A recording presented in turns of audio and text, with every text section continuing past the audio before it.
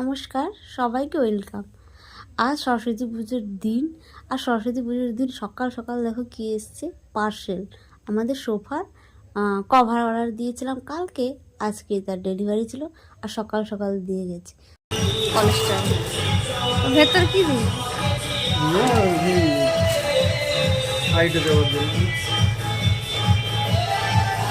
ছিঁড়া ফিড়া নেই তো, সেটা আগে দেখো। তো সকাল সকাল যেহেতু দিয়ে গেছে, তাই এটাকে ফিটিং করে নিয়ে অন্যান্য কাজ শুরু করব। কিন্তু এর আগে কোনো দিন সোফার কভার পরাইনি, তো এটাকে দেখে তো মনে হচ্ছে অনেকটাই বড়, কিন্তু কিভাবে কি পরাতে হবে সেটা নিয়ে এখন টেনশান। আর এদিকে আমরা খুঁজেই পাচ্ছি না, জানো কোনটা কিভাবে পরাবো, কিছুতেই খুঁজে পাচ্ছে না। একবার এদিক একবার ওদিক এই করি, কিন্তু এর একবার আমি ইউটিউবে দেখেছিলাম, এর মানে সিস্টেমটা ওরা আলাদা রকম, এর আলাদা রকম। এর কুড়ি আমি কিছুতেই খুঁজে পাচ্ছি না। তবে একবার এদিক একবার ওদিক এইভাবেই আমরা খুঁজেই যাচ্ছি। তবে আমাদের যে ক্লাবের পুজোটা, সেটা আমার বাড়ির পাশেই একদম হয়, আমাদের জায়গাতেই হয়। আর আজকে আমাদের শেষ দিনের পুজোটা আমরা করছি, আজকে 9টা পর্যন্ত আছে।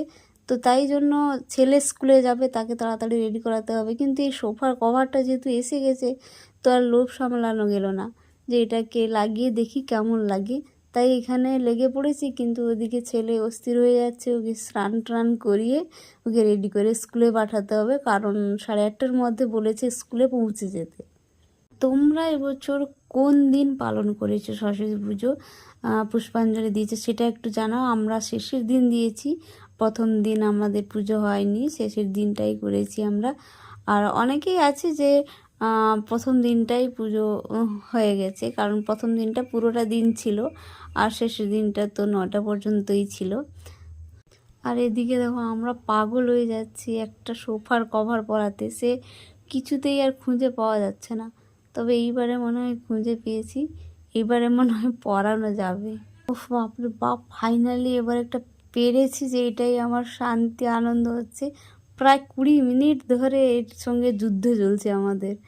আর এনাকে দেখো একদম টায়ার্ড হয়ে বসে পড়েছেন, বলে আর পারছি না এর সঙ্গে যুদ্ধ করে। তো ফাইনালি দেখো কি সুন্দর লাগছে সোফাটা, কভারটা পরিয়ে দিতে। যে সত্যি জামা কাপড় ছাড়া কি ভালো লাগে নাকি, জামা কাপড় পরালেই সব সুন্দর লাগে।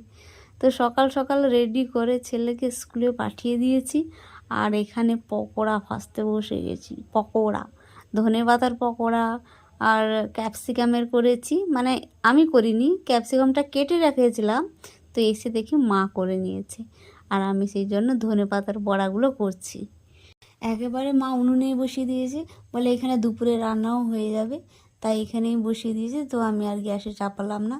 আর এই লোহার কড়াইটা রেখেছি, এটা আমি উনুনে করার জন্য, কারণ এতে মাছতেও ভীষণ সুবিধা হয়। উনুনে তো কালো হয়ে যায় সব কিছুই, তবে এই লোহার কড়াইটা থাকলে সুবিধা হয় মাজা ঘষা করতে। আর এটাতে রান্না করতে যেন খুব ভালো লাগে, মানে অনেক দিনের পুরনো কড়াই তো, তাই রান্না করতে অসুবিধা হয় না, মাছ বিশেষ করে ভাজতে ভীষণ ভালো এটাতে।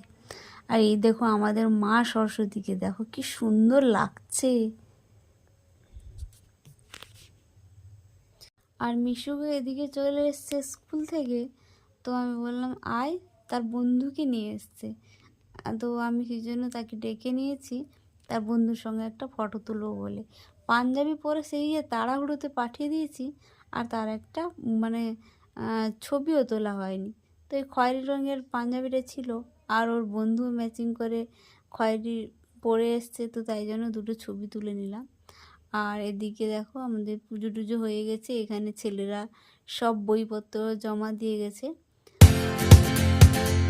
এখন প্রায় বিকেল 6টা মতো বেজে গেছে, আর এখন আমি রান্নাটা বসিয়ে দিয়েছি, কারণ রাত্রিবেলায় আবার যে পুজোটা হয় বড় পুজো, সেটা শুরু হয়ে যাবে। তো এখানে আমি না আজকে বাঁধাকপির পরোটা বানাবো, ফার্স্ট টাইম বাঁধাকপির পরোটা বানাবো। অনেক ইউটিউব নেড়ে ঘেঁটে সার্চ করে অনেক পেয়েছি, তো তাই জন্য বাঁধাকপিটা ভাজতে বসিয়ে দিয়েছি। আর এখানে দেখো আটাটা মেখেছি, আটাতে দিয়েছি কসুরি মেথি আর জোয়ান, নুন, ব্যাস ওইটুকু দিয়ে মাখিয়ে অনেকক্ষণ রেখে দিয়েছি, যাতে আটাটা নরম হয়ে যায়। এই দেখো কি সুন্দর ফুলেছে। তবে জানি না খেতে কেমন হবে। বাঁধাকপি ভাজার সময় টেস্ট করেছিলাম, বেশ ভালোই লাগছিলো টেস্টটা, কারণ নিরামিষ আজকে। আর ইউটিউবে যেটা দেখেছিলাম না, ওটাতে পেঁয়াজ কুচি দিয়েছিল, তবে নিরামিষই করেছি। আর এদিকে আমাদের বড় পুজো শুরু হয়ে গেছে, আজকে সরস্বতী পুজো। সবাইকে শুভ বসন্ত পঞ্চমীর শুভেচ্ছা, ভালোবাসা। সবাই ভালো থেকো, সুস্থ থেকো, সাবধানে থেকো। আর সরস্বতী পুজো সবার কেমন কেটেছে সেটা আমাকে অবশ্যই জানিও, কারণ তোমাদের কেমন পুজো কেটেছে আমারও তো জানতে ইচ্ছে করে। আমারটা শেয়ার করলাম, তোমরা অবশ্যই কমেন্ট করে জানিও তোমাদের কেমন লেগেছে।